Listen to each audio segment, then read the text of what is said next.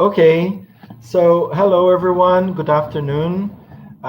First of all, thank you very much for being here with us, connected online, digitally from everywhere in Brazil and from everywhere around the world.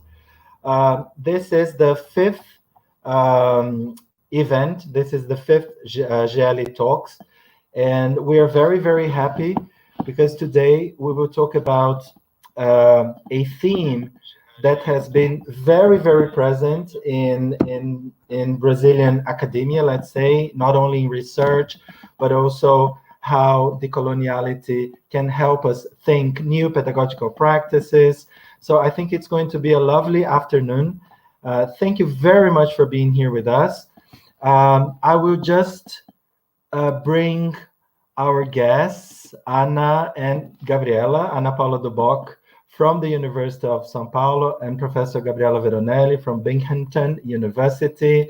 I would like to thank Michele for always being with us. I think Nara disappeared. Oh, Nara must have done something, but also Nara Takaki, okay? I'm here. Hi. Hi, guys. Okay, great.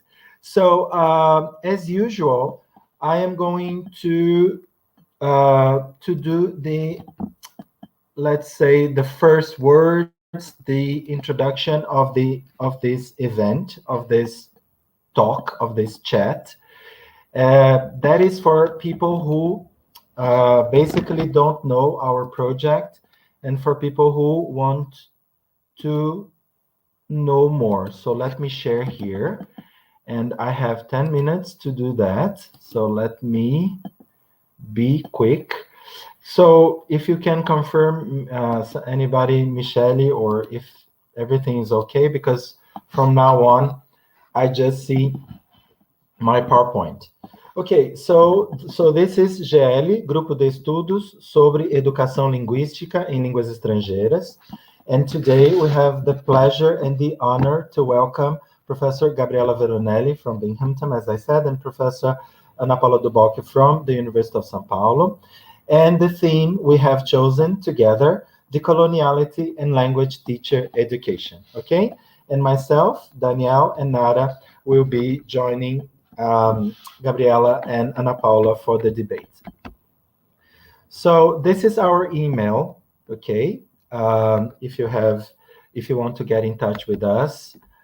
And this is the National Project on Literacies. It's a huge project coordinated by Valkyria Montemor and Limário Menezes de Souza. And as you know, I've been talking about this every event. And nowadays we have more than 30 public and private universities from around Brazil and international universities from many countries joining us. It's a decade project already. We've been doing research and collaboration for more than 10 years now. And I'm saying this because GEELLE is a kind of a part of the National Project on Literacies. And this is all of our guests. As we said, it's a very intense program, let's say, but we had the privilege, let's say, and the honor to have all of these colleagues from Brazil and from around the world joining us this year. So as you know, one event is in Portuguese language. So this one we talked about formação de professores with Andrea, Cristina, and Juliana. I'll go very fast because it's all on YouTube. This one, we talked about queer theory, education, and language education with Professor Robert Meets and Joe Windle. And then we had March with Professors Dorte, Eloisa, and Luciana Fonseca, talking about internationalization and teacher education. And this is in Portuguese. This one was in English, okay? This one was in Portuguese. And this one, Portuguese again. Rodas de conversa sobre a formação docente em meio à pandemia, as contribuições do espanhol. So we had our Spanish colleagues talking about the situation of Spanish in Brazil, and it was very, very interesting. And today, we have Gabriela and Ana Paula. And for you who have registered beforehand, we read in our closed group, okay, before the event, Atitude Decolonial na Universidade e na Escola por uma Educação Outra. So we read and discussed this text, and let me assure you that we will send the texts for everybody who registered, okay, in this event. We also read from Revista X sobre a colonialidade da linguagem, by Gabriela Veronelli. It was a translated text by Silvana Deitch. So for today, this is my introduction, and then we have, again, I'm explaining all this for everybody who has never been here with us, okay? But I know that many of you know about this format. So Ana and Gabriela will present some initial ideas, all right? And then we have questions from GEELLE, questions we have sent in advance to both of them. And then we have the audience questions. So we would like to ask you to really make comments and ask questions, because we will ask the questions that we will be capable of asking because of time. And if there is no time, we will send the questions to the speakers later on, okay? Very good. So from my initial ideas, I think my contribution to the debate, I thought about some challenges or maybe tensions in relation to decolonization or decolonizations. So this first one comes from Decolonization is Not a Metaphor, from Tuck and Young, a very interesting text in which they say, one trend we have noticed with growing apprehension is the ease with which the language of decolonization has been superficially adopted into education and other social sciences, supplanting prior ways of talking about social justice, critical methodologies, or approaches which decenter settler perspectives. So thinking about that, this text made me think about these questions. Has it been superficially adopted? Depending, of course, I'm thinking about Brazil, but maybe Gabriela can help us with her context as well. But also, has it been superficially adopted and spread? Or is it the other way around? We need more and more to talk about decolonial perspectives, okay? And this made me think about the work from Jan Maslany from the Philosophy of Education, in which he's been talking since the 90s about this idea of critical education and education as Bildung, this idea of this education that has been totally individual or individualized, right? And also Alastair Penny-Cook talking about the very concept of critique. He's been doing this since the 2000s with critical applied linguistics. So what is critique after all? So have they been superficially adopted, or is it the way round, the other way around? We need more and more to talk about them. The second tension I took from this interview with Grossfogel, and I'm not reading this, but what he's doing here is he's talking about this idea that el problema es que esse paradigma que usou o socialismo fracassou.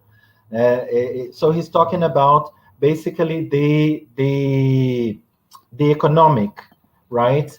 But what he's saying here in this interview is that the problem is economic, but it has more to do with a world economic system crossed by hierarchies of power. So if we look at the problem just as economic, we have failed, according to Grossfogel, because we have all possible hierarchies of power, and he mentions the necessity of talking about a more intersectional perspective as a way to start, about talking about these crossings of economic with power, with race and gender and language, and etc. My third problematization comes from Ansel Dua, How to Tame a Wild Tongue. And this is a beautiful text, and I think it's worth reading this passage. I'm worried about time, but I'm about to finish, okay, guys? So If you want to really hurt me, talk badly about my language. Ethnic identity is twin skin to linguistic identity. I am my language. Until I can take pride in my language, I cannot take pride in myself. Until I can accept as legitimate Chicano Texas Spanish, Tex-Mex, and all the other languages I speak, I cannot accept legitimacy to myself.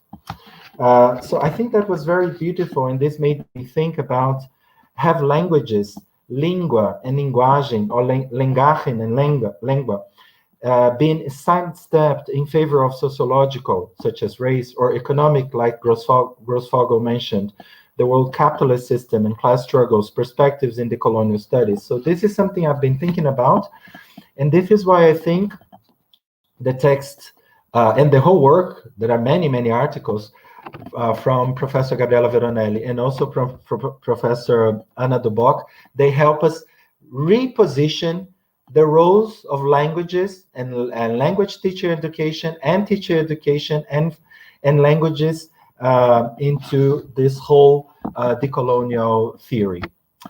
And to finish, last Monday, Professor Valkyria Montemor, she presented her talk on decoloniality, and I found this part very interesting, in which she's asking, is this coloniality? For example, when we hear from students or teachers, I wanted to speak English like a native. I love the English language. No English represented glamour. I was the owner of an English course and I thought everyone should know English. So all of these discourses would help us think about the coloniality and decoloniality debate. So my last question, how can language teacher education and language teacher educator and the language teacher educator deal with such colonial discourses? So these are some of the ideas that I've been thinking from my readings on decoloniality. I know this is a very, very important topic and theme for us to study these days. And Nara Takaki is here to help me with the chat, with the talk. And let's start with part one. So let's start with the initial talks from Gabriela and Ana Paula. So we have just decided that, let me stop sharing. We have just decided that Gabriela will start, right, Gabriela? Yes. Yes. Hello. So, hello, Daniel. Thank you very much, Gabriela Veronelli. Muchas gracias. Es un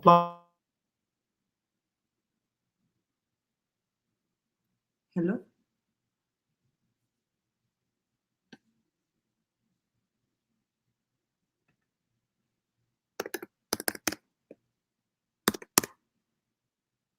Hello.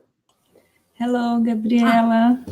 Oh, okay. We had some problem with Yes. Daniel connections. Good that we anticipated, Michelle. Good. Okay. So I want to say thank you to come here to talk about these things, and I think you can start. Absolutely. Okay. So Daniel. Yes. Daniel. First, let me start really with a big thank you to Danielle, to Michelle, for this opportunity for a new conversation for me.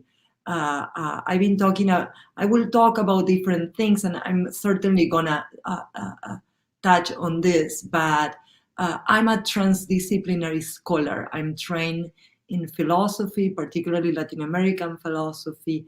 And for me, all the conversation with critical applied linguistics and language teaching education, it's a new terrain of conversations where I feel very much at home. But, in that sense of home that, when you are with relatives that are not the same as you. So I am very always excited about the conversations that the kind of work I have been doing around language and race and language and colonization, how that has helped to bring up, to see new problems and new challenges, but also new possibilities. I thank you, Daniel, for opening with such important questions for us to engage as scholars and people are in the academy, as activists, intellectual activists, right? That we are, just to make sure that we don't draw a very Eurocentric line between being a scholar inside the academia and being an activist in the real world, right? Like the academia is part of the real world, and we have the struggles within there. So we are intellectual activists or activist intellectuals. Let me say something at the very beginning, maybe to set the frame for the conversation, but then I would like to tell you a little bit about my trajectory in decolonial studies, and particularly why the question of language is important to me. But first, in respect to the first motivation that Daniel presented to us about the superficiality of the adoption of decolonization, or if we need more of it, I stand on the second. I think that we need more of it. And to put it very briefly, though we will talk about with Anna extensively about this, decolonization refers to the everyday and ongoing efforts to challenge various social, political, spiritual, psychological forms of violence on colonized populations, indigenous populations, enslaved populations, and their descendants, and in the contemporary world, in the Americas, in Africa, in Asia, in the present, and in the future. So we cannot pretend that all these efforts, all this action, all this thought can be generalized into one formula, right? Like, so we need to think about decolonization and decolonial efforts always in the plural, always locally, yes, but that doesn't mean that there cannot be conversations among those projects. So these efforts, these that are planetary and are not recent, right? Like they are as old as colonization, include, of course, thought and action that works for language decolonization. And that's what we are going to be talking about. But I want to start from there, right? An understanding of decolonization as an action, as a thought and action, and plural and local. So that said, let me tell you a little bit of my work and who I am and how I came to some of the questions that had been of interest to you regarding language and colonization. So I'm Gabriela Veronelli. I was born in Argentina in the 70s. I've been living as a north-south, south-north migrant for the last 20 years, making the US, particularly upstate New York, and now New York City, my home, and also Buenos Aires. And I have an understanding of home as being also a space of tension, of where belonging is a contradictory belonging. But I have made these places my home. I study in the Universidad de Buenos Aires, en la UBA, Ciencias Políticas, and I will say that my first step into start thinking decolonially, that is to start thinking in a way that tries to disengage the Eurocentrism of the ways that we have been trained to think and live. Started at the end of my college years.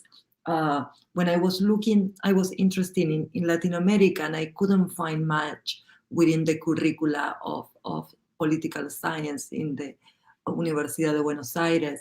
And I started taking different courses, extracurricular courses. And one of the courses that I was very lucky to take was a course taught by Piglia, by the writer and critical literary critics. And it was a course about Arguedas, Jose Maria Arguedas, that I don't know if you know who that is, but he is an Andean Peruvian writer, anthropologist, and also teacher. And for me, discovering Arguedas was a really, I would say, like a node in my understanding of myself and what interests me and how to go about it. In Arguedas, I get to know what he calls la angustia del mestizo, the mestizo people anguish, dilemma. And this dilemma is a dilemma about identity and the particularity of having a Latin American identity. And he takes up that question at the level of language and expression. He thinks about the question of legitimacy and of his own mestizo identity, he himself as a mestizo, his mestizo identity through language. So when we think about the problem of identity, it's the problem of giving oneself a language, yes, of giving oneself a community, having a community in which that name that we give ourselves exists. Yes, so for me, when I'm saying identity here, it matters less whether there is one true identity, one true self, or an original self, as something essential, and who is than the question of identity as having a people that we call our own.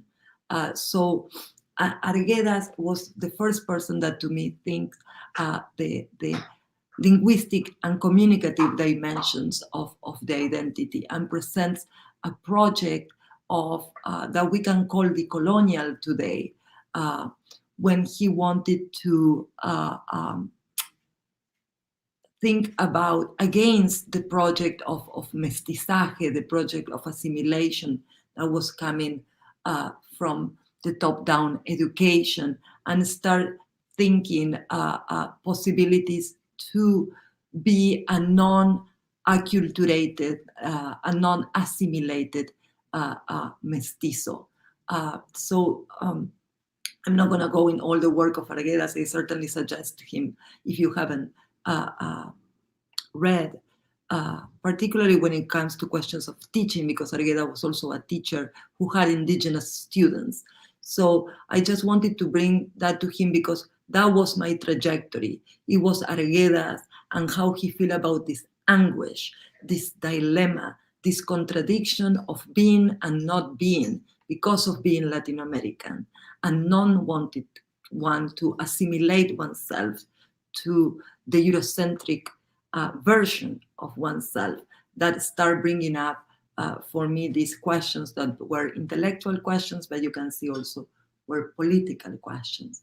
So let me just finish this introduction very briefly, tell you a little bit about my research. Yes, so with these Arguedas questions, I started graduate school in Binghamton University. I studied with very big names in the colonial thought. I was very lucky to study with Maria Lugones, Aníbal Quijano, and also have the regular visit of other of the important scholars of the modernity coloniality program, like certainly Walter Mignolo, Nelson Maldonado, Ramon Grossfogel, and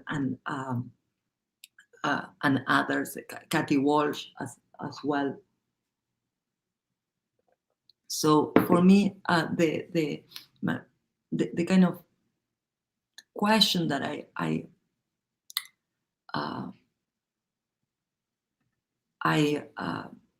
engage in my work is the relationship between language and power in colonial situations and neo-colonial situations. Understanding that these situations continue to organize the social, right? Like, so that's the long understanding of coloniality, right? This long understanding that the colonial organization of the social that was imposed with colonization lasts till the present. Yes, it didn't stop with the independency. So that long understanding is one of the first elements that we can put off the table of what is to think through a question in these decolonial terms.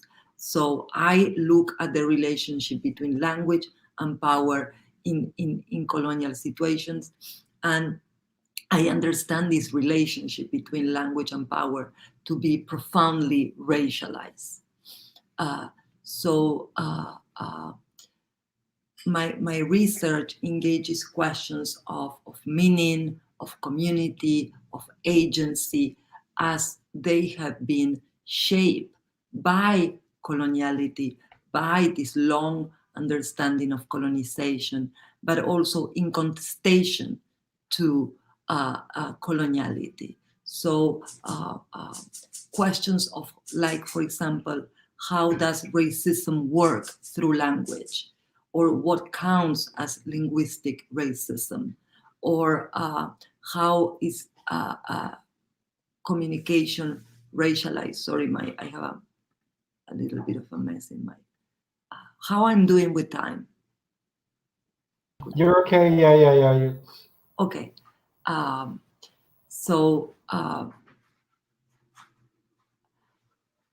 does language construct people as legal or illegal? How does language shape the socio-political and socio-economical experience and possibilities of people? Those are the kind of big questions that I have been studying and working. And you have seen, because many of you have read one of my articles, that I engage those questions through the understanding of modernity coloniality, particularly the understanding of Aníbal Quijano's Coloniality of Power. Given, I don't want to go too theoretical, right? Like, I don't want to start like giving a talk on Quijano right now. I think that for that we have the readings, right? So let me move a little bit ahead. So what I have looked at my research is about the linguistic and communicative aspects of the introduction of race in the 16th century. How the relationship between language, race, and colonization in the Americas, and the lasting consequences of the linguistic domination that have begun with the conquest. And again, that we can see, the main point is that they continue till the present. So we can think together of examples of how do they continue to the present, right? So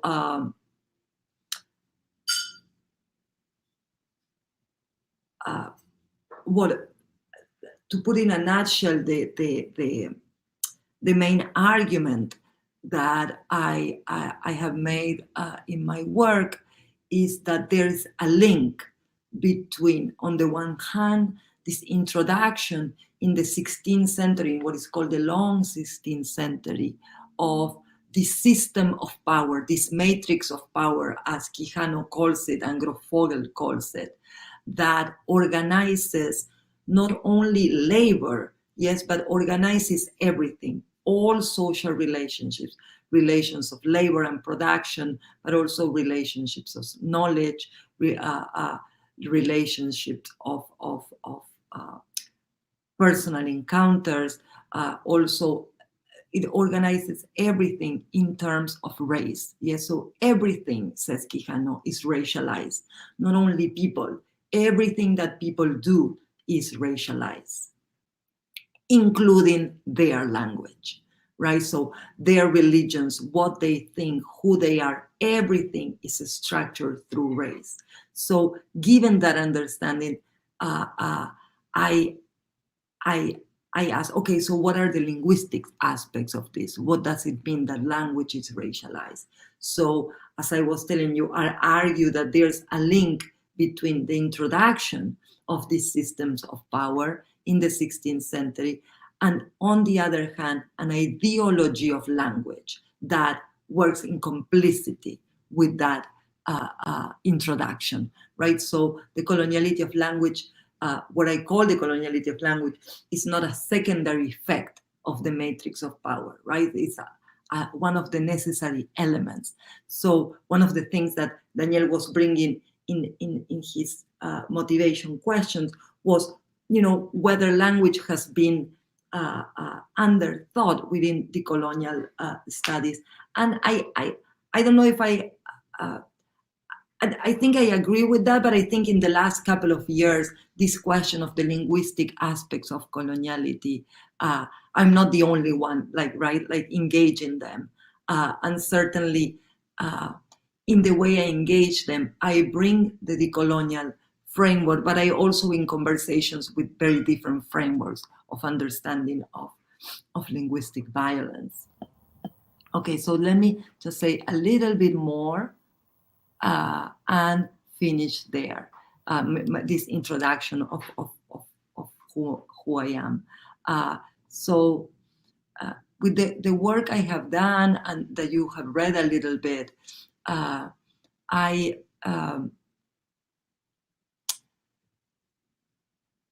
want to, I think I have contributed an understanding of what have been the linguistic aspects of this naturalization and adoption and internalization of the modern colonial constructions of the self, right? And we can think of what that is.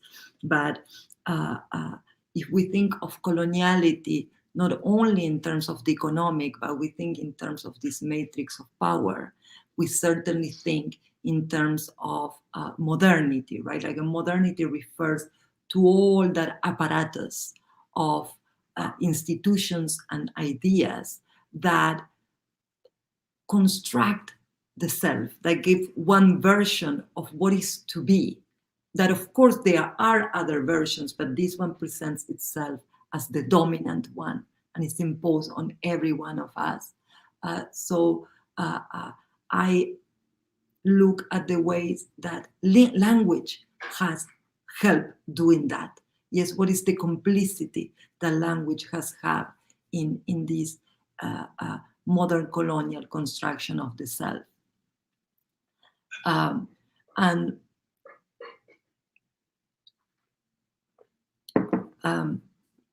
let me just say one more thing, that in understanding the role of language, I'm not only thinking, I think in as much as language, and I think as I think in communication, right?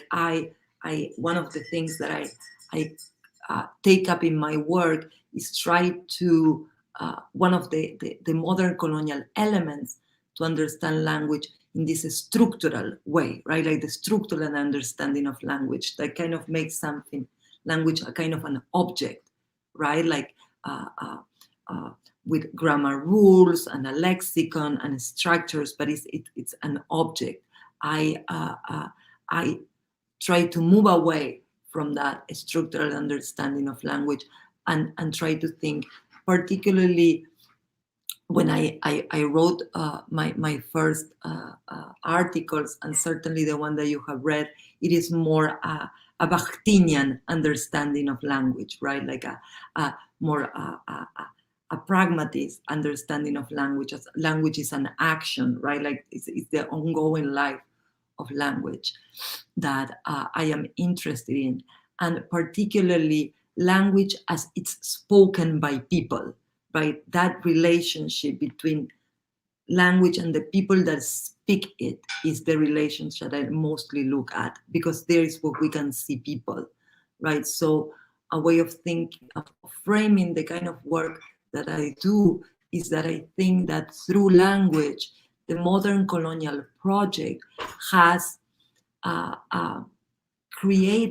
has established a normative speaker. Yes, a normative speaker who is white, who is, European or Anglo-European, who is male, who is heterosexual, who is Christian, right? Like this normative speaker or a normative way of speaking that dominates the public space, that dominates like our schools at universities.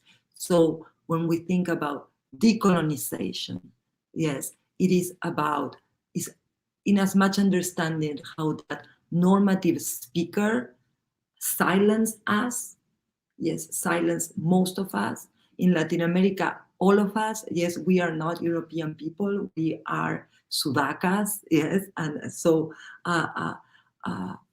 how this normative speaker and this normative voice silence us, and how is part of understanding. Yes, it's already how we've been silenced. It's part of the decolonial research, but one step further now, how we break with it, and there we are going to be talking more with Anna about that. But that's let me stop there. My first idea and presentation. Okay, thank you, Gabriela. A lot of things for us to think about, and I think this la angustia del mestizo that you talked about, I think it's part of many of us Brazilians, right? Like I myself, I'm half Portuguese, Italian, and also Japanese. There is this mixture, and it's very important for us to think about. And we know that within the mestizaje, there are lots of hierarchies, power, and etc. And also talking about this idea of language and race, I think that one of the problems, and this is why I mentioned that idea of one being underthought. I don't think it's like they are competing forces, but I do think I was thinking about the process of naturalization here, yeah, like as if language and race were separated. We are all monolinguals. We speak beautiful Portuguese, right? But also this idea that the colonial studies, they are still very recent, in my view, in Brazil as well. And of course, it has been discussed a lot in academia, and there's a big challenge, I think, for us to think about this in teacher education, for example. Yeah, how it's fruitful. And also, Limario has just sent me a WhatsApp. I'd like to thank Limario for introducing us, and he sends you a big hug. And I think that Professor Limario is one of the biggest decolonial philosophers in Brazil, and I'm very happy. I think he's here. I saw his name talking to people. So thanks, Lynn. And so thank you. Let's keep on. I will invite Anna. And guys, let me just really apologize, because I don't know what's going on with my internet. Something happened last week. I vanished. It's something like, I don't know what happened, but I'm here praying for everything to be okay. If not, Nara is here to help, and Michelle is here as well, but it happens, technical problems. And even if I'm off, the event can continue because it's being broadcast live. So it's going to be even with me here or not, okay? So Ana Paula Duboc, I'm sure you're going to introduce yourself. And again, it's a pleasure to have you here debating and talking to Gabriela Veronelli. And I'm sure you will talk a little bit about yourself, your project. So it's really an honor to have you, my colleague here at USP, and a friend, of course, a dear friend. So thank you very much. Thank you. Hello, everybody. Olá a todos, todas. Espero que vocês estejam bem nesses tempos tão difíceis para nós, né? Vocês estão me ouvindo bem? Sim. Mm-hmm. Well, what a pleasure to be invited to this talk by my beloved friend, colleague, partner, Daniel, to be part of this wonderful initiative. So thank you very much, Daniel. And it's very special to share this talk with Gabriela Veronelli, whose thought-provoking publications have been part of the literature of my graduate course. So it's a great pleasure to meet you, Gabriela.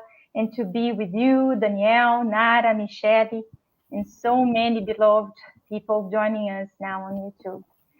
Well, along with Gabriela, who has just raised this important argument of how everything is structured by race, including language, and I would say here, including names.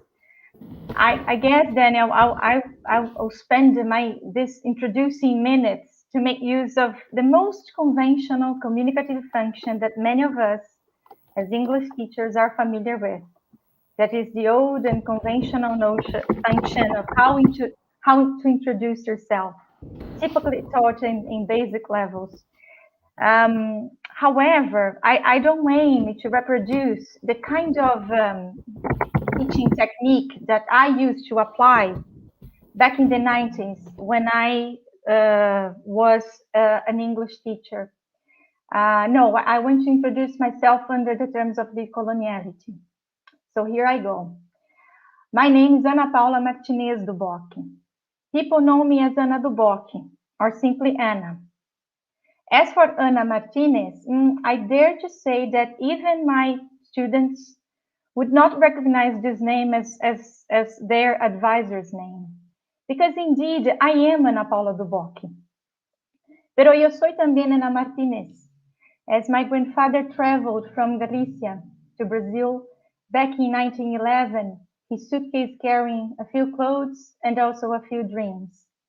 So for many years, I was Ana Paula Martinez, but then I got married and all of a sudden became the Ana Paula Duboc.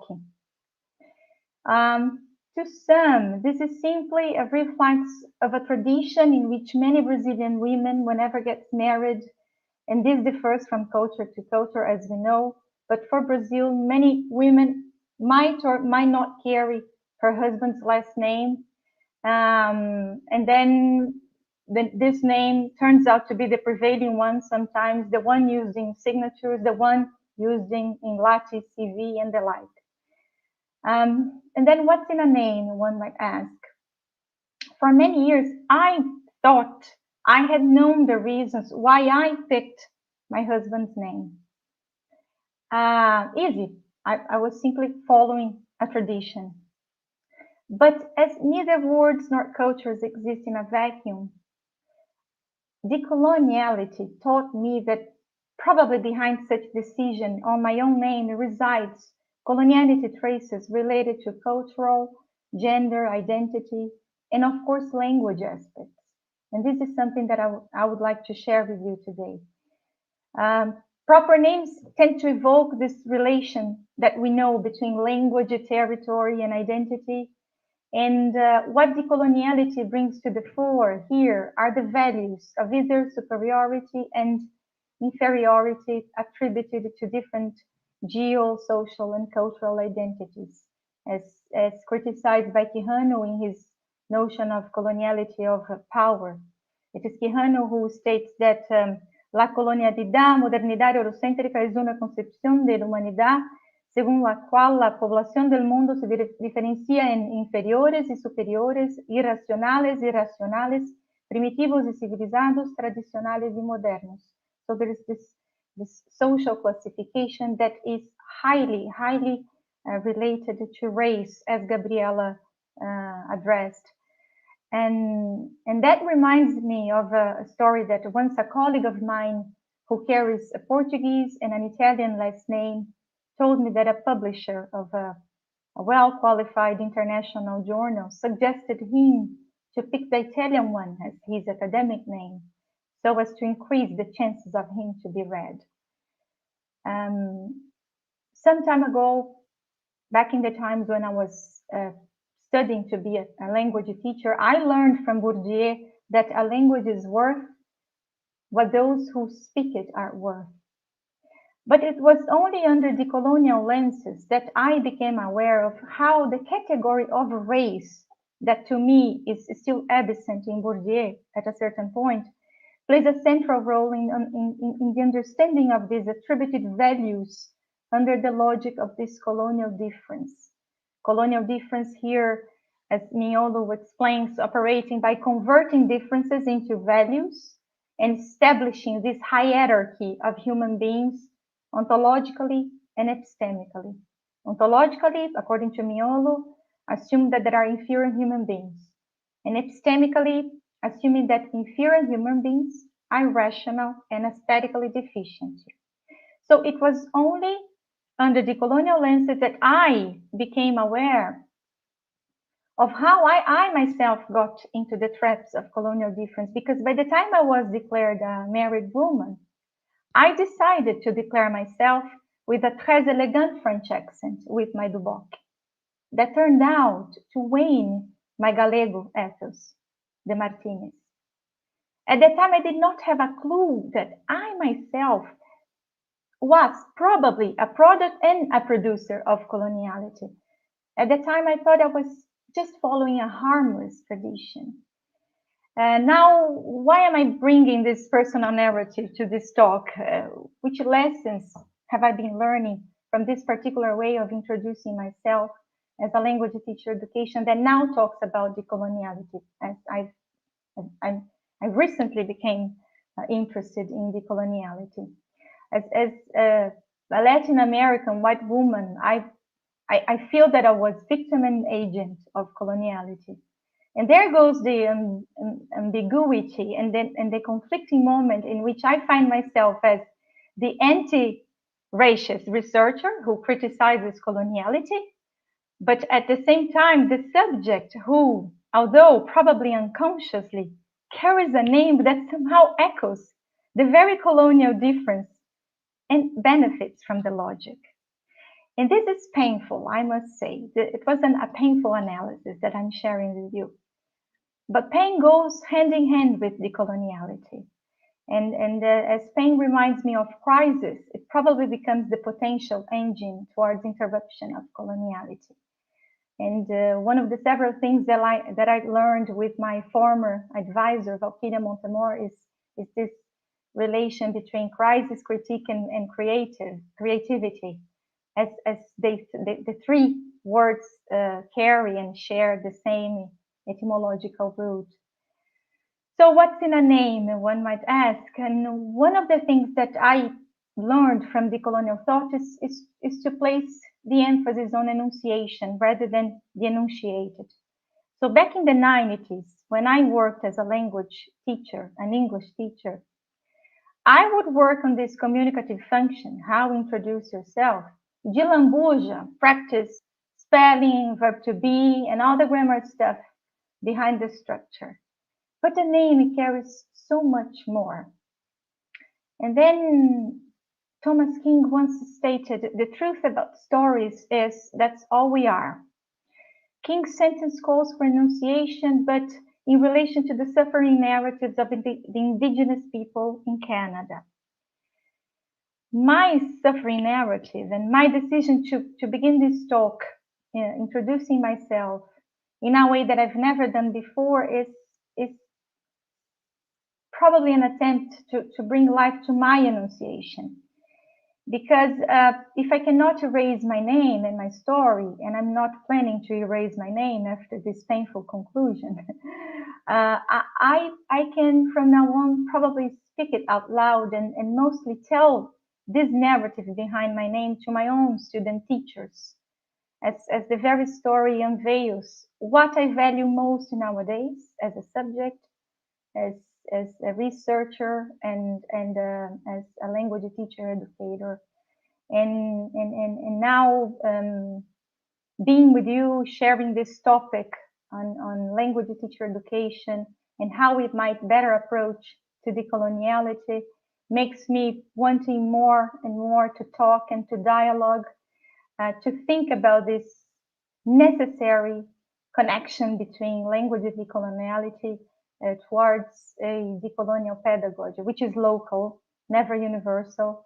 And I'm very looking forward to hearing from the rest of you. That's for all, Daniel. Thank you, Anna. Nara, would you like to?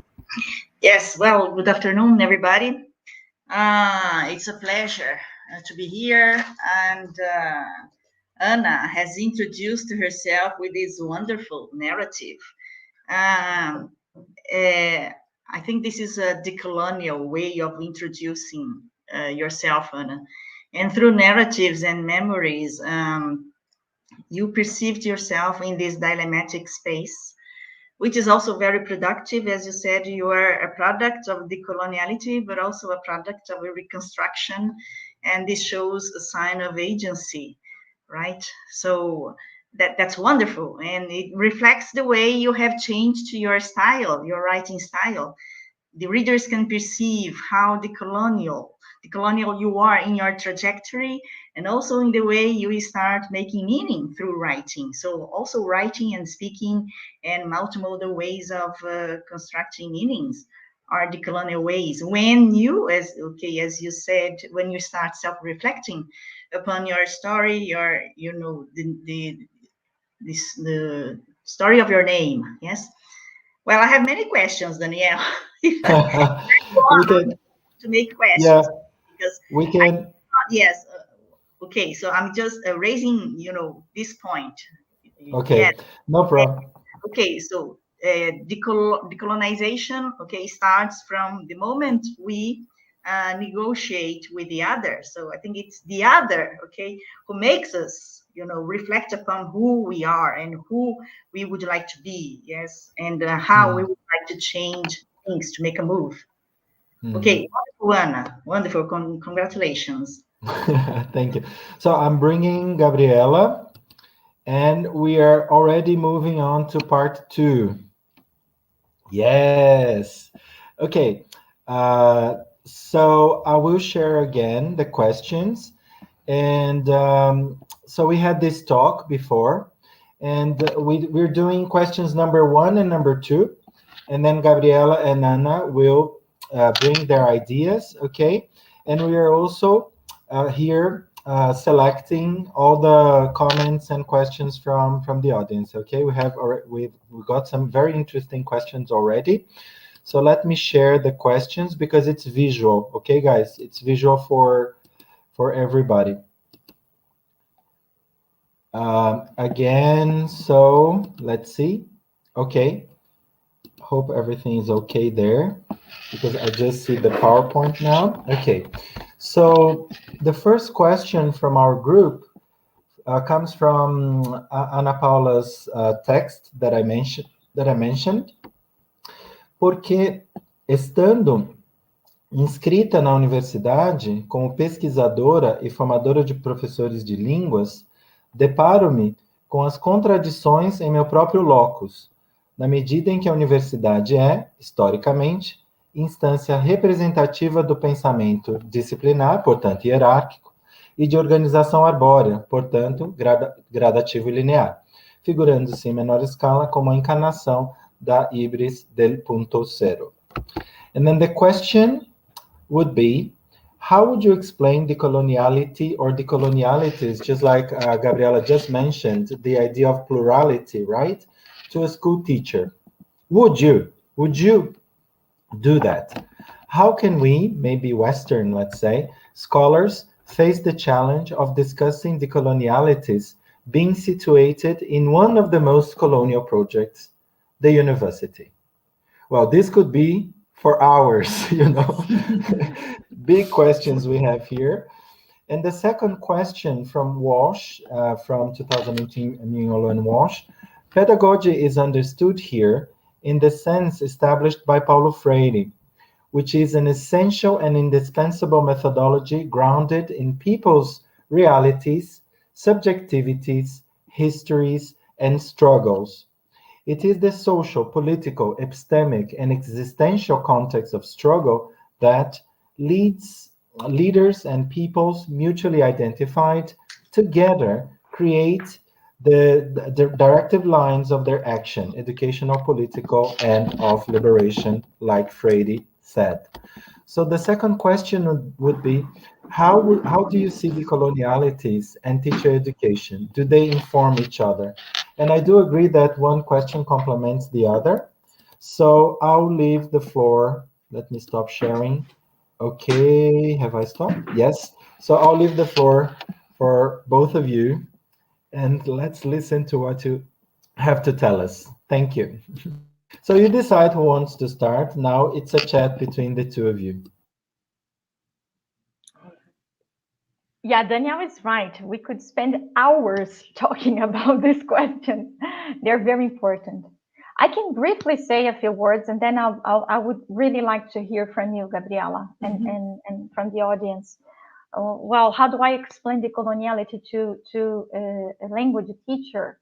As I work directly with language teacher education, I would say that decoloniality is a thought that has been developed by mostly Latin American scholars who begin to question this Western knowledge production in relation to what has been generated as knowledge, who generates knowledge, and from which particular time and space in history has knowledge being generated.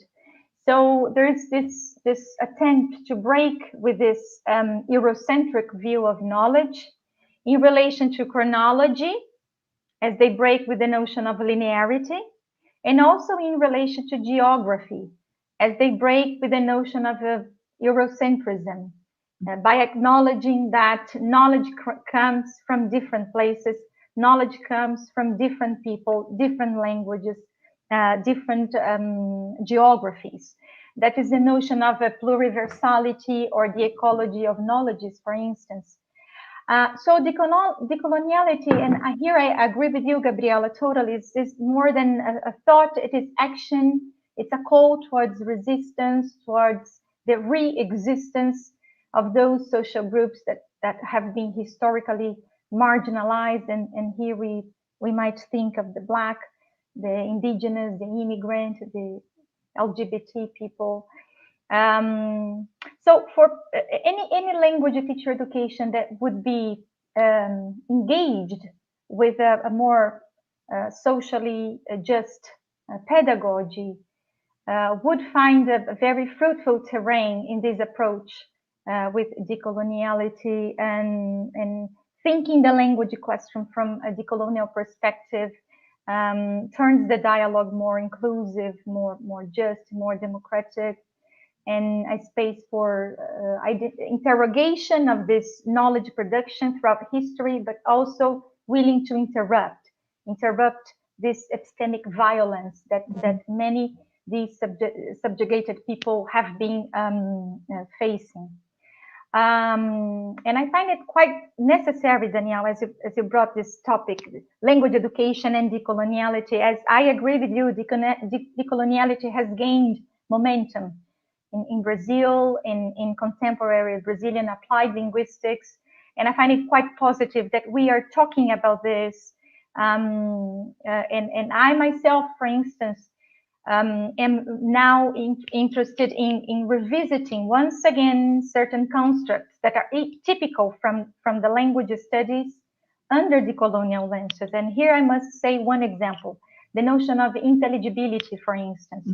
I have published stuff about multiliteracies. I have published stuff about English as a lingua franca.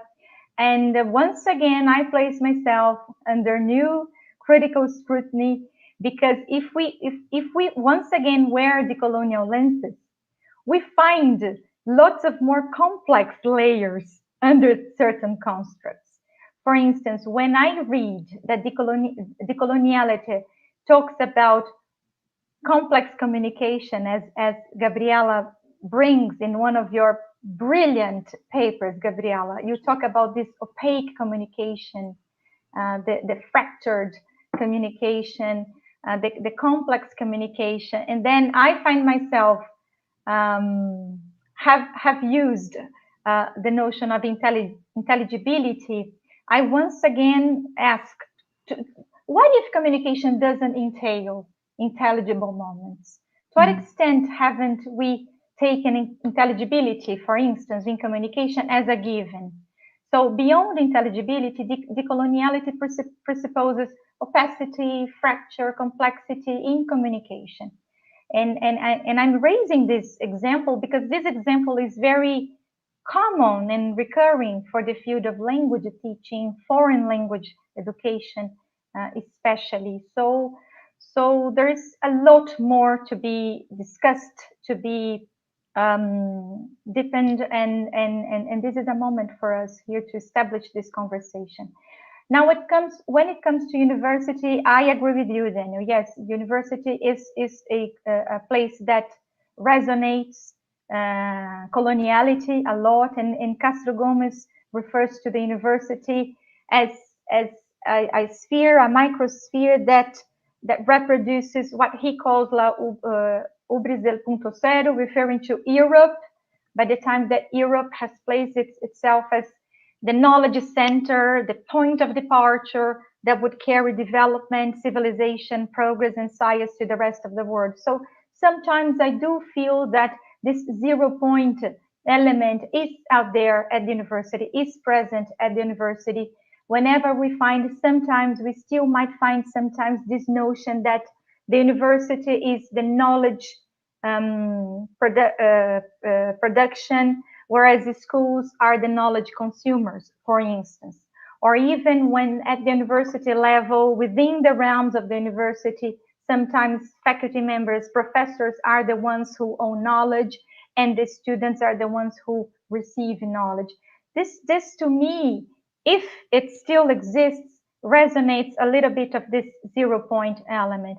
How do we break with this notion? And I will end because I want to hear from you, Gabriela. How do we get rid from these traps of the 0 point logic at the university? To me, by facing arrogance, for instance, by facing that we sometimes lack responses, by acknowledging that these responses might well depart from a kind of onto-epistemology that I might not be familiar with. I might not even understand it. So you see, sometimes when I'm talking about intelligibility with my language student teachers, I am at some time presenting a concept that is out there because it's in the curricular document, but I'm still questioning whether I nowadays am happy with the concept. And I'm fine with demonstrating that I'm in doubt, that I'm in the process of understanding it. For I started to question the limits of intelligibility in communication. When, for instance, I find Sousa Santos talking about the notion of translation, which is more exciting in my point of view, you know. So, well, while I'm still using the categories of the applied linguistics, I'm also questioning them all the time without knowing where this will lead or whether this is helpful. And probably affection, subjectivity, self-implication might be important elements to be included. I don't know, Gabriela, if you have any thoughts about that. Certainly. I love what you were saying. I think that you are doing in the way you approach the questions and beginning with your presentation. I think that something is salient to me, and is that again, that the possibilities, yes, the decolonial options emerge from the local histories, right? Like, I think that is something that it's important to grasp. That is, decoloniality is in the plural, the efforts are in the plural. And of course, there's no one key that opens all the doors, right? That is a myth that is part of the myth of modernities, right? Like that we will find one key, you know, the master key. So let me add just a little points here and there about the question of the university that I think that is crucial to us because it's our spaces, right? Like, so going back to that anguish of the mestizo, you know, like what is to live in the spaces that we understand that are part of the core institutions of colonization, right? Like university, and what is to inhabit those spaces in a way that is decolonial. Some years ago, there was the question of whether the university could be decolonized. At the same time, that question was at the same time put to the state, right? Like whether the state could be decolonized. I'm not going to engage that long question, right? At this point, I am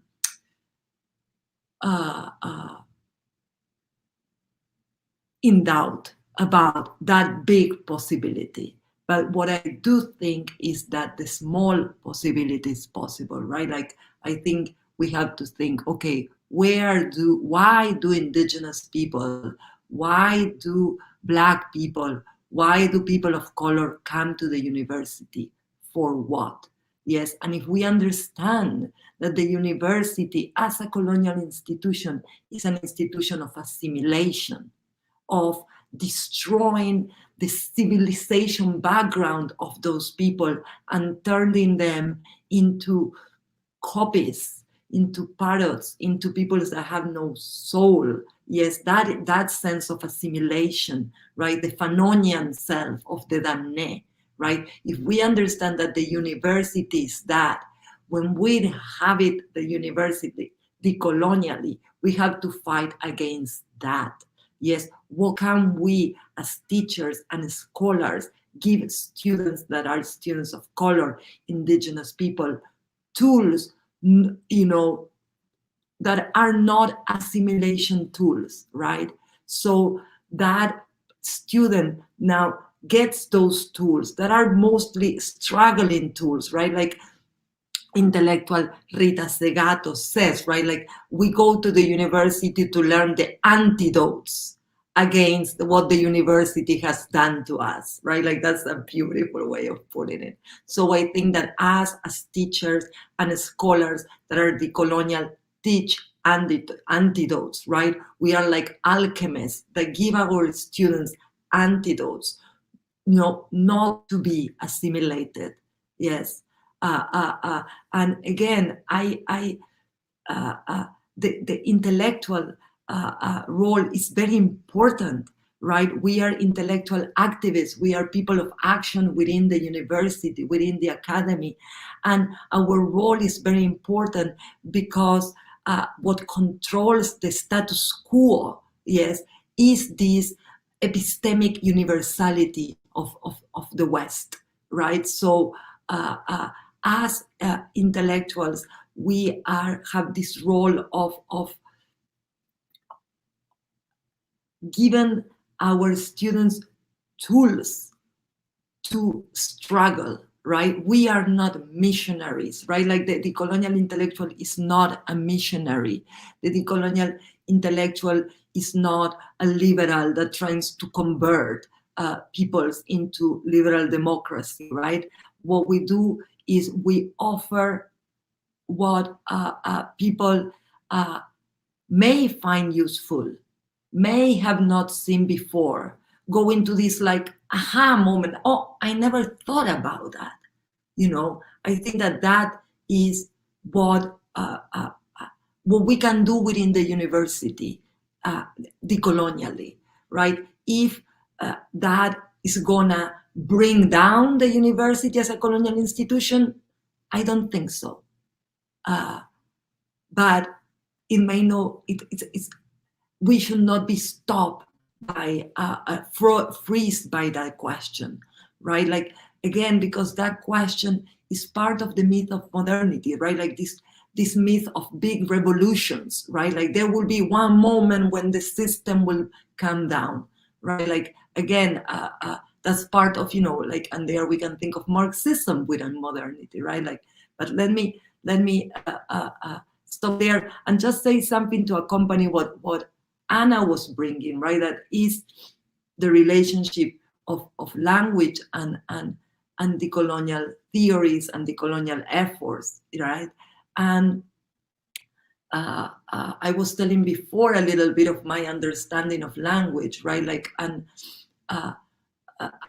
as the way I have engaged it, and I'm not, of course, alone here, is that we cannot separate life from language, right? Because we cannot separate life from the accounts given of life, right? So that articulation between our life and our experience is part of the experience. So part of the struggle of social justice, decolonially and otherwise, right? Like they are all the struggle of social justice, including the decolonial struggles, is this right to move and act in accordance to our own will and not against our own will. Yes. So, and the desire also to give our own accounts of who we are, our own accounts of what we want, our own accounts of our actions, for it, because it matters. Yes, what is said about us. It matters who says it. It matters to whom it is said.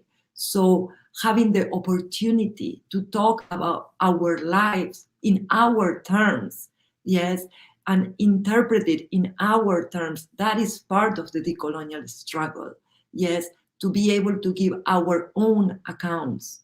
And again, the plural, right? Counts. Yes, there is no one big account that reflects us all, right? So not to be able to give our own accounts, not to have the language to give that speaks who we are is certainly a violence, right? So there is the linguistic violence of colonialism and coloniality.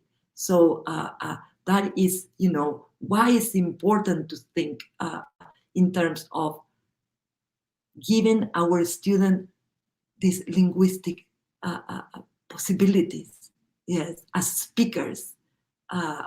So I think that the conversations that we have had with Anna had been beautiful in understanding that, right? Like that's what we do. Mm-hmm. Can I add something? It's of quite, course, it's brief. of Yes, course, Gabriela. of course. And by the time I was listening to you, I was just wondering how much we have advanced with regards to affirmative action policies within universities. So lots of graduate programs, for instance, have established that certain positions will be addressed to the Black, to the Indigenous, to the poor. But then again, we just have to be cautious in this moment in which decoloniality is gaining momentum, so as to prevent ourselves from repeating that logic of multiculturalism back in the 60s and 70s, in their still limited understanding of a difference under a kind of benevolent and celebratory orientation. So this is something, for instance, that we should be vigilant with regards to how those policies might change the terms of the conversation, change a little bit the course of history, not in a revolutionary logic anymore, but finding the cracks, finding the gaps, finding the fissures, as Walsh would tell us. Yeah.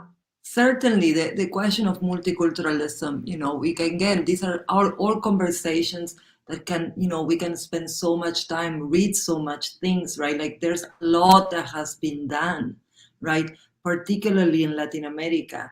But these are part of the conversations that are global conversations, locally inspired by global conversations. And certainly one is about, understanding the limitations of liberal multiculturalism, right? And how liberal multiculturalism does not bring really a change in the terms of the conversation, right? So another way of asking us the question is, how does it change our classrooms that there are Black lives, Indigenous bodies, people of color bodies in the classroom? How does it change it, right? Like how it changed how we are gonna teach, right? How does it change how we are gonna try to facilitate conversations, right? Like that's the kind of change that I think that we can do, right? Within our classrooms. I think that we can ask ourselves, this question of what does happen to the university when there are people of color and inside? What does happen to the institution? And what can we do, right? So it's not just the same, but in different shades, right? Like it's not this liberal understanding of, I mean, as the monoculture, the monolingualism, right? Like all that liberal multiculturalism doesn't change that, right? It's just more people all speaking the same languages. So thank you for bringing that up, Anna, because I think it's important to, highlight. Can I jump in? Well, just as I'm just trying to organize here with Nara. So I think, guys, the third question connects to some of the questions. So I think maybe I can, yeah, because it happens, like some of the questions, which means that we are all connected. This is good. Now, let me tell you guys, the colleagues from YouTube who are following us, I think Lucas' question was already touched by Gabriela. For example, he asked, qual o maior ganho, and also by Ana Paula, qual o maior ganho da produção na universidade, em se tratando da colonialidade, destacando como resposta aos marginalizados, and Gabriela touched that as well. And also, you guys are, Gabriela and Ana, you are predicting the questions and answering. Tamara also asked, a decolonialidade se relaciona com multiculturalismo? So this could be another conversation, right, between the three of us, because this idea of the liberal multiculturalism is something that we also need to think about. I don't know if Valkyria is there with us, but I learned with Valkyria Montemor this idea of this new liberal multiculturalism in which languages are separated, cultures are separated, and each one in their boxes trying to, to communicate. And this can be something, I don't know. I mean, the first idea is that culture is indeed seen as something mono, right? Mm-hmm. One culture, one language, one nation. But anyways, so the third question was, what are the roles of languages, linguagem, in the colonial studies? How are they seen? Mm-hmm. And then, if you allow me, Gabriela and Ana, mm-hmm. I'd like to join this question because I think they have a lot to do. Michele, please help me, from Flávio Augusto. And then let's see if Michele can project that.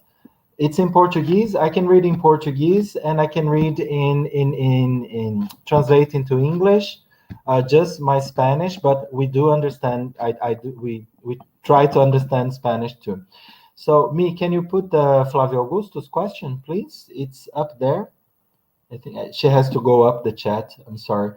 But she's asking, yes, he is asking, sorry, Flávio.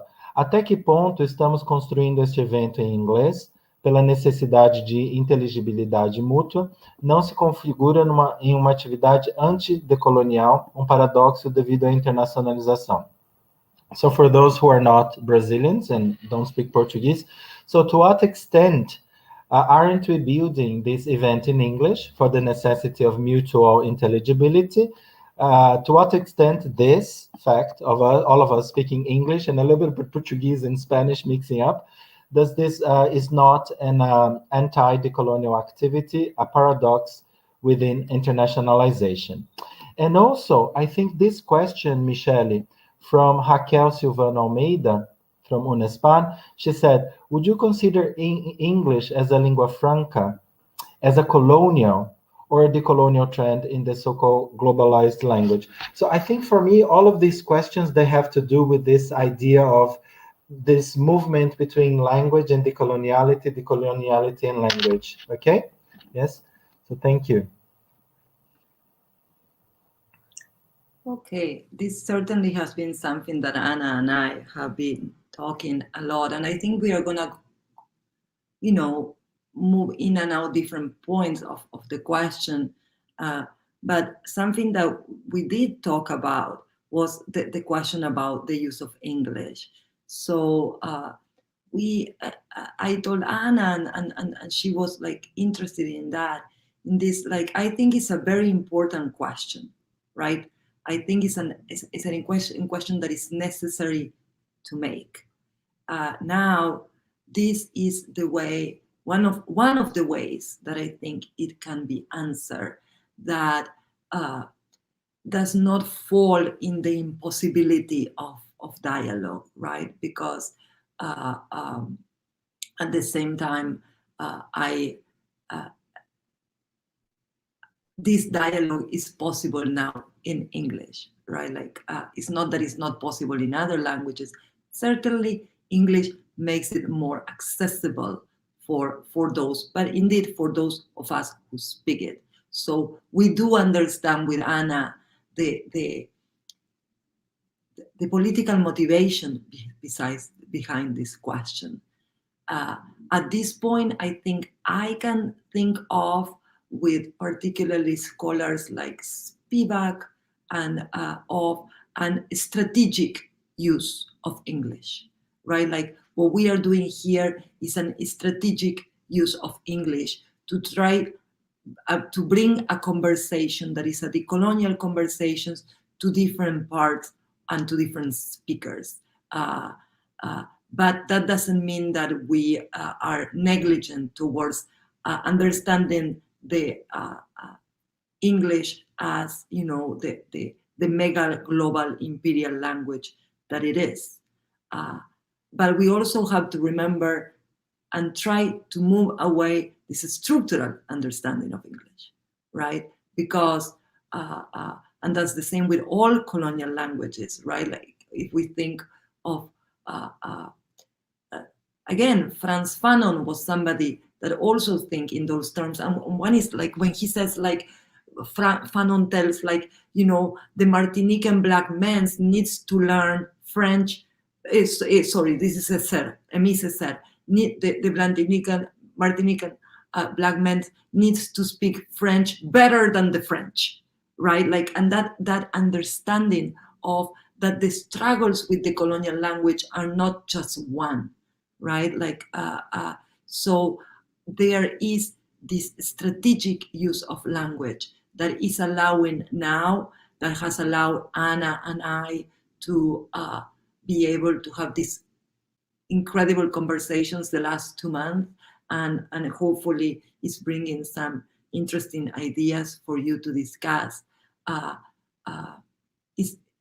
Is part of this strategic use, right? Strategic in what sense? That is not reproducing the imperial project of language, of English, right? It's bringing anti-imperial projects, but using English to do so. So I hope this is a way of answering that is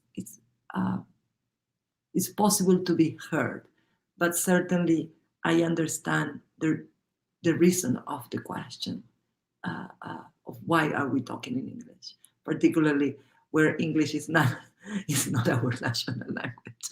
But I don't know, Anna, if you want to say something more about that, or we keep on, Just briefly, once again, yeah, Flavio Augusto, what a wonderful question. Yes, indeed, it's important, and we acknowledge the value of this provocation. But as Gabriela was saying, I'm also, I agree with you, Gabriela, when I see here the use of English, not in the sense of a language as mere tool for communication, but it's a means for agency.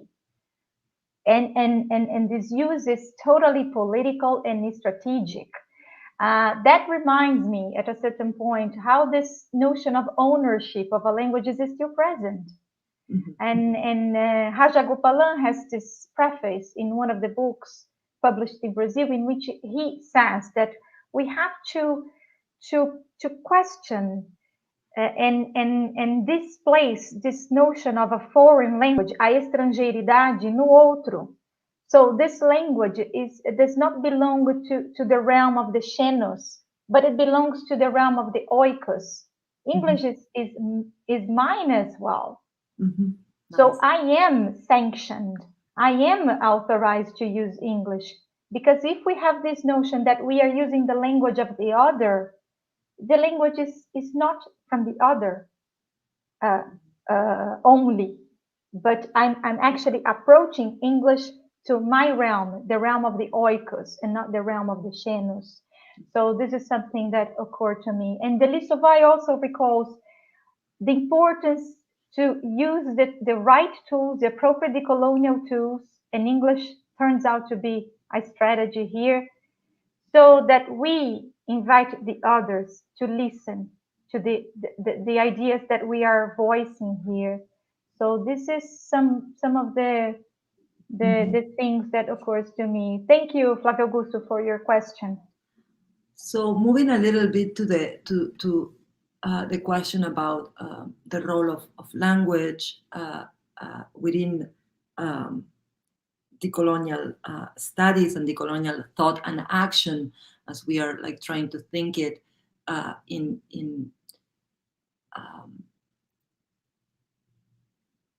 this time, right? Like again, underline that is thought and action. Again, as I was saying before, part of human life, part of human living is talking about it.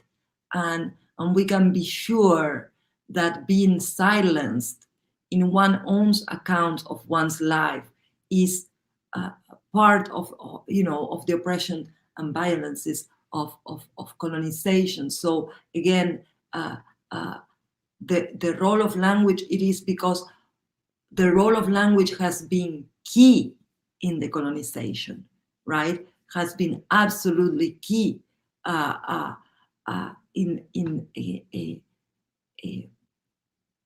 the spread of Eurocentric universalism, right? So then language is key as well in struggling to destroy that matrix of power.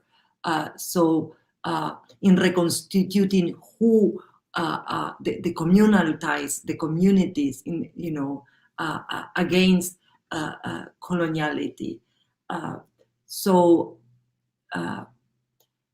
I think that we have to think in terms of the monoculture, right? The monoculture, the monolingualism that is ingrained in all social relations and in all systems of oppressions, and where language has had a central role as a way of realizing and rationalizing these oppressions as benevolent, right? So when we go into the colonial history of our region, right, we can go into many, many examples of the ways in which language was a tool of colonization. Language was a means of colonization, but also language was key in making, in rationalizing colonization. What does it mean? That the violence presented itself as doing good, right? That this is something that is for the good of the savages, for the good of the indigenous peoples, that they were barbarians and backwards, right? Like language has been central in making oppression, in hiding oppression as something benevolent, as something that is for the good of the people being oppressed. And again, we can go into many examples of that, right? So what I'm trying to build here is why the role of language is important within decolonial studies, because the role of language was so key in colonization, right? So again, when we think in early modern linguistic perception and representations of indigenous languages, right? This is a little bit of the work that you may have read for today in the article I share, right? Like this, the representation of indigenous languages in animalistic terms, right? Like that thing that I call simple communication. Yes, these terms suggest that the languages that these people speak and the speakers themselves are incapable of expressing ideas, yes, that the Europeans thought were integral to being a fully human being, right? So it's again, it's not only language. Language transverses every aspect, ontological, epistemic, aesthetic, religious of the colonial project, right? So as simple communicators, right? Like as these animal-like speakers, indigenous speakers were removed, right, from the get-go, were constructed, were perceived as beings that were incapable of the complex expression that is necessary for life, right? And thus require the patronage, and thus require the missionary, and thus require the colonial government, right? So again, it's that turning that language has facilitated. We also can think in terms of what translation has done, right? In the role in the colonial project. And again, remember that this project continues till today, right? Like remember, that's one of the elements of the colonial thinking, that coloniality continues and still today, that we can see it all the time, and also we can see it as, right? Like how Anna so powerfully presented herself, right? Like we are in the midst of it. There's no easy way out of it. So let's think about translation, right? Like and the colonizing translation, rewriting indigenous knowledges in terms that are useful for the colonizer, in terms that so they can make sense with it, so they can use it, yes, and render invisible, rendering non-existent anything that was not useful for the colonizer, right? Like all that happened in language. So when we think what's the role of language in decolonizing, starts from there, right? It starts first doing this thorough critique about how language is key to all the projects of colonization as our starting point, our standing point from now to think decolonially what can be done. And again, because there are so many elements of a coloniality of language, the efforts, the possibilities of decoloniality are everywhere as well, right? And particularly in the work that you guys do as language teachers, right? So that's a little bit what I wanted to say about this question. But we, I give the mic to Anna, and I can add later. No, please, Gabriela. We can hear from you for long hours.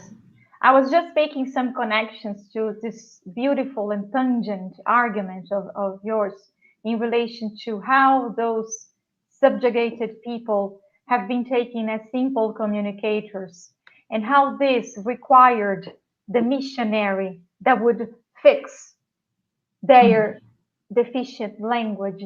This, for those who work in the field of English as a foreign language especially, wow, that sounds familiar. When we still see policies towards internationalization, and when we still witness English teachers being trained by British institutions and the like. And one way out would be to delink ourselves from these traps, to disobey epistemically, and find ways to break with this native speakerism that is still present in society, present in those social imaginaries. But I think that one of the things that is clear, has been clear in our conversations, is that when we understand in this way, when we understand the role of language in coloniality, and then as the role of language in furthering decolonization, all this question, this different understanding of language, this pushes for a different understanding of language that is not the structural understanding of language, that is not the one people, one language, one nation monolingual understanding that goes hand in hand with the construction of nation states, right? So the more and more I think about that, and this again, I'm not alone, and certainly my relation for the last year and a half, getting to know Lin Mario Sousa has helped me in start thinking of these terms. I think this has to do with a new also understanding of multilingualism, right? Because now we are thinking that we or multilanguaging, right? Like I would like to use multilanguaging because I come from the Maturana and Varela understanding of it, right? Like if when we think about our students, we don't want to think them either as blank slates, like Freire used to say, right? But neither as simple communicators, right? As and we think of them as speakers, right? But that they have this richness, they have this culture, they have these experiences, they have this community in the way they speak. And then they come to the classroom to think of another way of speaking. That's a multilingual encounter. That's a multilingual moment, right? Our roles as teachers is not to silence the language, the community that they bring to the classroom, but try to engage it with the language and the community we are teaching, like, for example, English, for whatever community our students are now going to engage as English speakers. I don't know if it's being clear, because for me, these are certainly new thoughts, but I think I like to think of in these decolonial efforts in terms of multilingual efforts, right? Again, but it's a multilingualism that it tries to, it's not the structural understanding now of many languages, right? Like as separate things, but the many communities that we inhabit, but particularly the very different communities our students inhabit and bring to the classroom, and how to make those communities alive in the classroom. I think those are projects that we can think in terms of multilingual projects. And again, this is something that it didn't occur to me out of nowhere. It occurred to me thinking with Lin Mario and the Brazilian South Africa think tank that I have been invited and I've been participating for the last couple of months. But these are the sort of efforts that we can think that are linguistic efforts, but certainly are decolonial efforts. And we don't have to, and we can ask questions, and we can think of problems in terms of things that we can do, right? Like actions we can take, small and big, but these are not utopias that are gonna come someday, you know. These are things that as teachers, as graduate students, we can think and express in our terms and try to go for. I really, that's one thing it means to me the most, and I found within the decolonial studies, theory, school of thought, that I have not found in the Marxist tradition that I was trained in college, is these possibilities that are present and are practical, right? Like that, to think practically. So let me stop there. May I butt in? There are some more questions here connected to your talk, of course, and some of the questions have been responded. Yes, already. Alison asks here, aren't all teachers who produce coloniality? Aren't we all used to evaluating students for what they don't know, considering what we think they should know? Who told us they should know those things? enabling them to narrate their own selves should be a way to interrupt colonial practices. Yeah? Just thinking out loud based on what Anna said. So would you like to make comments on these questions? Yeah, Alison, great question. Yes, I guess this affective and subjective and self-implicated orientation that is entailed in the very narrativization process, I would say, is key for a decolonial project, in the sense that it is necessary and quite healthy in the interruption that is entailed in the decolonial project. Yeah, otherwise we repeat a critique and don't change the terms of the conversation, don't change certain imaginaries that permeate society. And I guess the language teacher education has a central role in doing this. And I'm actually wondering how to do that, in the sense of also finding ways away from cognition, away from reason. That's how I more recently have talked about the affective dimension, the body dimension that are quite relevant.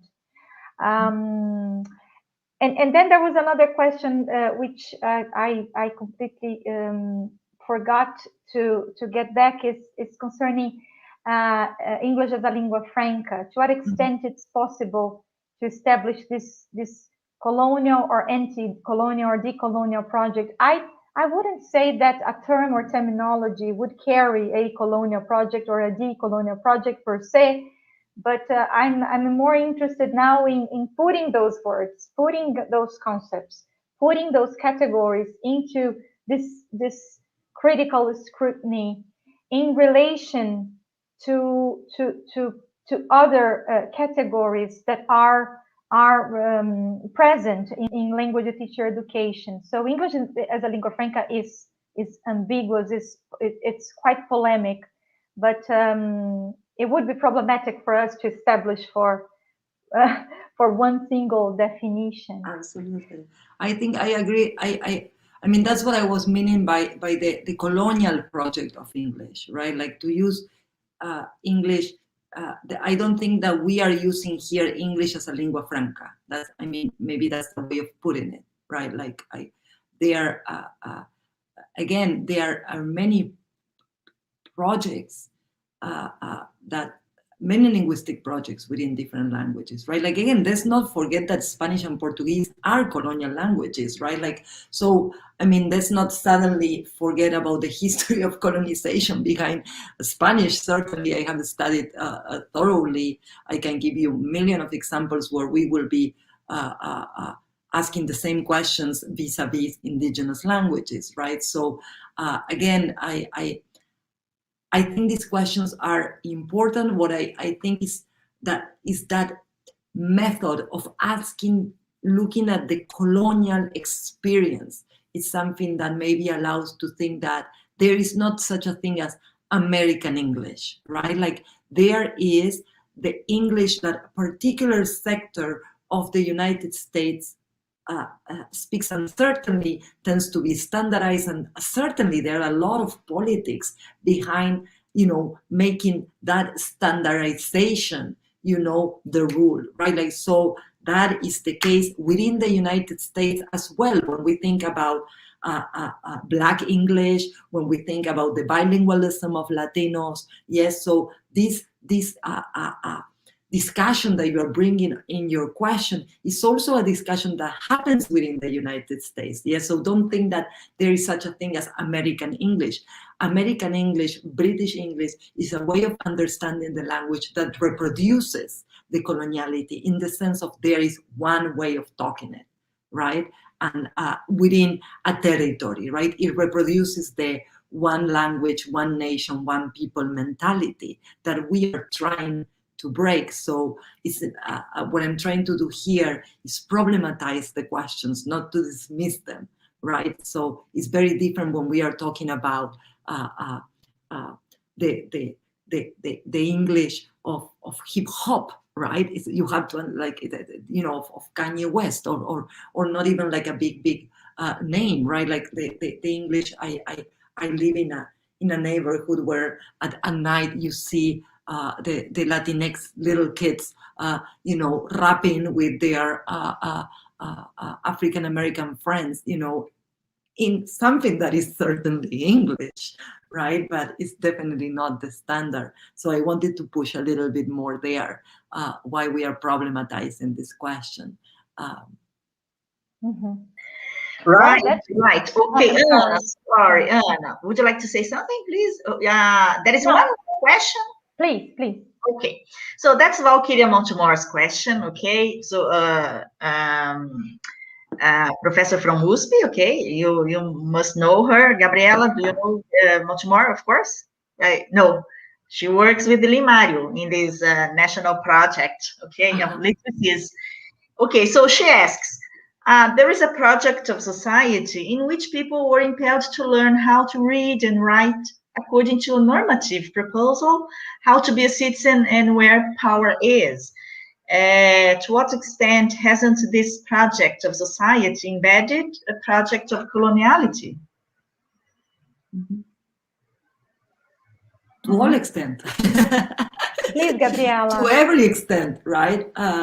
If I'm understanding correctly the question, let me read it again. So it's normal. Yeah, I mean, to every extent, like, I think that's what we were talking at the beginning, right? Like, at least the research, as I have taken up the coloniality of language, right? Like, as I have explained it and researched it, it's definitely about this construction of a normative speaker and a normative that includes, you know, the normative that gives meaning to the normative society, right? So the normative speaker and the citizen are on the same, you know, subject, right? Like, it's, in thinking of speaker is where I try to think more in terms of communication and language.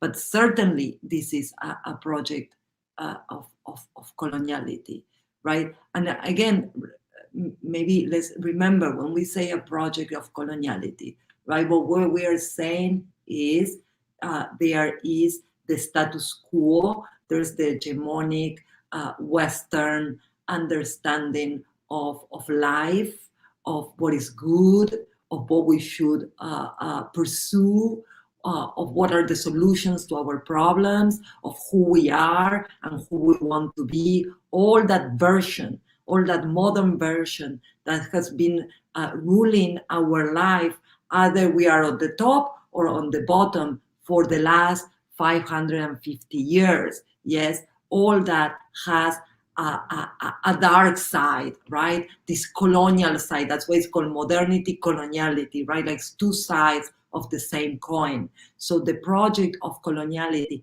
is the project of making it that a naturalizing it, that version, right? Making it the only version there is, making it unquestionable, making it, again, natural, right? By how?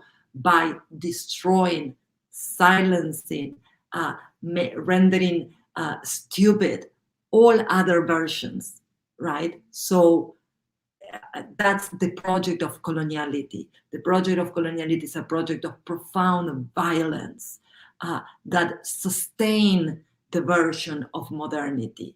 Yes, so that's what we are talking when I talk the project of coloniality. Yes, and of course, the project of coloniality has a linguistic aspects that all of you know in your life, in your tongue. You know this. Yes, you have felt it. Yes, you may feel it every day in your life as bilingual speakers, as you know. So that is what I wanted to just, because we are talking about project of coloniality, but I didn't think we went into the details of what we are referring here to. Can I say something? Wonderful question, Valkyria. Thanks for being with us. What a pleasure. What an honor. And actually, this goes hand in hand with the comment that I was here thinking that is related to what Gabriela was saying in relation to how decolonial efforts go hand in hand with multilingual efforts. Because yes, the project of coloniality in Brazil is more evident than ever, as we all know, and it gets even worse when there's this connection between this coloniality with a neoliberal, ultra neoliberal, and totalitarian agenda. So, as language policies and literacy policies are always political choices, when we see that now we have a national core curriculum that has a monolingual orientation, when we see a back to the phonics movement in literacy policies for early years, those are not pedagogical choices. Those are political choices that aim at having docile subjects, a kind of citizenship that is quite limited, that has nothing to do with the active citizenship, critical citizenship that we've been learning so much from Valkyria's knowledge production. And when Gabriela was saying about the Latinx in America, I was just wondering that our role as language teacher educators are even more important to fight back against those projects of coloniality, in the sense that we have to raise this awareness at schools, with the schools, so that the multilingual families that are present in São Paulo public schools, for instance, acknowledge their own languages, acknowledge their own language repertoires. This is key. This is absolutely fundamental for us who work with language education. Yeah. Sorry to jump in. Guys, girls, friends, can you believe we've been talking for 2 hours already? For me, it went like this, like a snap. Anyways, I'm afraid we'll have to close our talk, our event. And before I say thank you to all of you, etc., I'd like to know if you have some final words to our audience, to the future language teachers, to researchers of language. We have so many colleagues here from many universities. And let me also tell you something. We get a lot of emails from our group. Oh, I missed it, but I'm sure seeing it, this weekend. So we have everybody seeing and watching this later on. And this is something. I mean, the positive aspect of this digital pressure and the pandemic stuff, we had to turn everything into digital, but there are positive things here. We wouldn't be here probably, if we were not under this pressure of turning everything online. So lots of people will see it later on. So I don't know if Anna, Gabriela, and Nara, if you have some final words. Well, my final words are definitely of a big thank you, but also encouragement, yes, to work together, to form groups, right? Like, let's remember that decoloniality cannot be an individual project, right? Like, we need each other, because many times we just want somebody else to hear our pain, right? Like, so just sharing is sharing difficulties, the anger of it, the frustration. So we need each other. So, and I agree with you, Daniel. The strategic use of Zoom, right, like, has allowed us to get together so far away, right? Like, I don't think I would have been able to be here if it was not for this technology that we have been using strategically. So I'm looking forward to learning more about you and your projects. Thank you. I'm happy to share my email, and please keep me posted, because I have a lot to learn from you as well. Thank you so much. Yes. Me too. I just have to say thank you so much for this privilege, this honor to be with you, to share and to learn from you. Yeah, it was actually a very pleasant moment and lots of learning involved. Thank you, Danielle, for putting us together, and stay safe, because in Brazil this is still necessary. Stay safe. Nada? So thank you, Danielle, for putting us together again. Yes. And we criticize technology a lot, the 5 big techs, but we, at the same time, feel honored. Yes. And it's a pleasure. And as Gabriela said, and Anna and you, Danielle, yes, we have to go on. This is a very important moment in our lives. Yeah. Because, there isn't, another way maybe from a distance, but using technology to favor, yes, us from this side, from the minoritized side is very productive. Thank you for the lessons, guys. So I'll see you around. Thank you, Danielle. Yes. Thank you, Nada. Yes. I was afraid and embarrassed. I didn't want to interrupt you. So, okay, but this is a moment for us to learn from each other, maybe. So I was in a position, okay, in this position, the position of a listener, maybe. Yes, listening to you more sensitively. Thank you so much. Yeah, this is what we do. We keep here, this little side here as moderators, but also learning. So I would also like to thank you guys. I'd like just to do something very quick before we finish, which is to show you very, very quickly, guys, to show you the next event. It's going to be with